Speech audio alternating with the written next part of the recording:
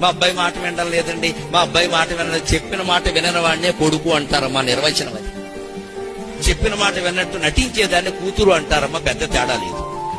వాడు మగాడు కాబట్టి నేను విన్నాను నేరుగా చెప్పేస్తాడు. ఆడపిల్ల కదా కొంచెం మొహమాట, okay daddy, okay daddy, as you like it, okay daddy అని బయటికి వెళ్ళి చుట్టూ పీకే డాడీ మనం చెప్పినట్టు పెట్టున్నట్టు నటిస్తుంది. బయటికి వెళ్ళి బాయ్ ఫ్రెండ్కి ఫోన్ చేస్తుంది, విందాం బాగా పట్టేసింది, బతుకు బస్ స్టాండ్ అయిపోతుంది, జాగ్రత్త అని చెప్పాలి.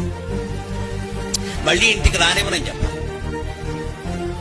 అబ్బాయి మన మనస్తత్వాలు ఎలా ఉంటాయి అంటే, మనకి ఇష్టం లేని పెళ్లిళ్ళు చేసుకున్నా సరే, దెబ్బైపోయే పెళ్లిళ్ళు చేసుకున్నా సరే, తర్వాత వాడు మోసం చేసినా సరే, అమ్మా నన్ను మోసం చేశాడని వచ్చేయమ్మా నీ కోసం చూస్తున్నా.